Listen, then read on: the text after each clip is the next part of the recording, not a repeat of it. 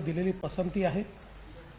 देशाचे प्रधानमंत्री माननीय नरेंद्र मोदीजी यांच्यावर दाखवलेला हा जनतेचा विश्वास आहे आणि मला असं वाटतं की निश्चितपणे एक अभूतपूर्व अशा प्रकारचं हे मॅन्डेट आहे जे कदाचित यापूर्वी कुठल्याच पक्षाला मिळालं नसेल असं मॅन्डेट हे आम्हाला या ठिकाणी मिळालं आहे।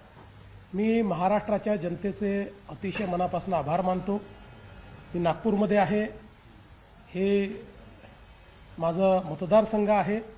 याही ठिकाणी नागपूरमध्ये नागपूरच्या जनतेने अभूतपूर्व असा कौल आम्हाला दिलेला आहे, त्यामुळे नागपूरच्या जनतेचेही मनापासून आभार मानतो आणि एकच विश्वास मी देऊ इच्छितो की या अभूतपूर्व विजयानंतर आम्ही कुठेही त्या ठिकाणी अति आत्मविश्वासात जाणार नाही, कुठेही गर्वात जाणार नाही। तर आम्ही असं समजतो की ही जनतेने आमच्यावर टाकलेली जबाबदारी आहे आणि ही जबाबदारी योग्य प्रकारे आम्हाला निभवायची आहे।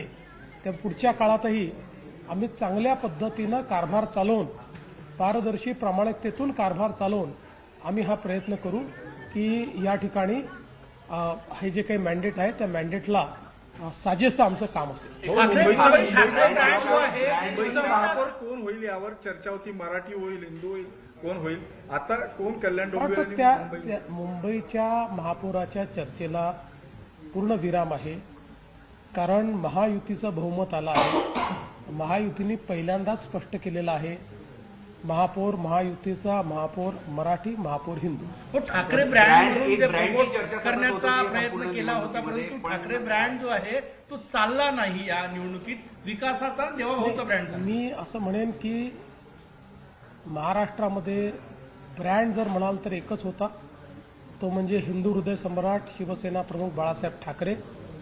इतर कोणीही आपल्याला ब्रँड समजणं हे अतिशय अयोग्य आहे, तशा पद्धतीने कोणीही समजू नये असं माझं मत आहे। मी असं म्हणेन की आमच्या विकासाच्या अजेंड्याला मुंबईकरांनी साथ दिलेली आहे। 29 ठिकाणी काय वाटतं तुम्हाला? 29 ठिकाणी महानगरपालिकेच्या निवडणुका होत्या, ज्या पद्धतीनं आता आकडेवारी आहे, समाधानी तुम्ही आहात? नाही, मी पहिल्यांदाच सांगितलं होतं 26 ते 27 ठिकाणी आम्ही असू। आता मला असं दिसतंय की किमान 25 ठिकाणी तर आम्ही लोक आहोतच, कदाचित 26 ठिकाणी असू शकू। नितेश राणे यांनी व्हिडिओ टाकलेला आहे, कोणतंही यश हे जे तुम्हाला मिळालेलं आहे तुमच्या पक्षाच्या कोणीही, नितेश राणेने एक व्हिडिओ टाकलेला आहे, हसताना तो व्हिडिओ आहे, ठाकरेंना चिडवण्याचा तो व्हिडिओ आहे, त्यामुळे कोणीही या विजयानंतर अशा व्हिडिओच्याबद्दल तुमचं काम होतं?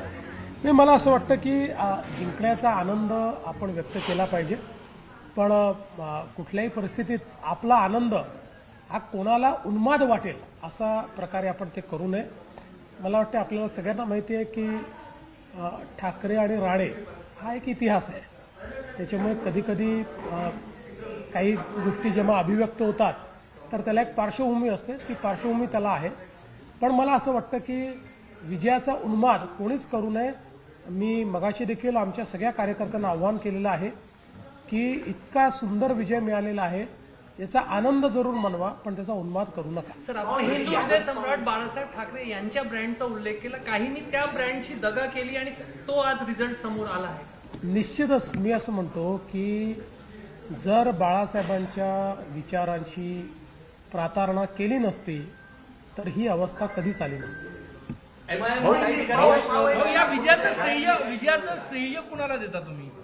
बघा, विजयाचं जे श्रेय आहे ते महाराष्ट्राच्या जनतेला आहे। विजयाचं श्रेय आमच्या सर्व कार्यकर्त्यांना आहे।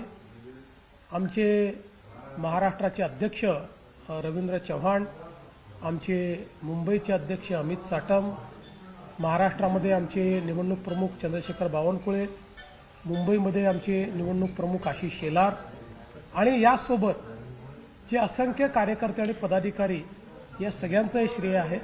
आणि विशेषतः मी असं म्हणेन की माननीय प्रधानमंत्री श्री नरेंद्र मोदीजी यांच्यावर जनतेच्या असलेल्या विश्वासाचं हे श्रेय आहे। आणि ज्या प्रकारे आमचं जे शीर्षस्थ नेतृत्व आहे त्या ठिकाणी मोदीजी असतील, अमितभाई असतील, आमचे अध्यक्ष नड्डाजी असतील किंवा कार्याध्यक्ष नितीन नवीनजी असतील, महाराष्ट्रामध्ये आमच्या पाठीशी खंबीरपणे उभे राहणारे आमचे नेते नितीनजी गडकरी असतील, या सगळ्या नेत्यांच्या आशीर्वादामुळे हे घडलं आहे.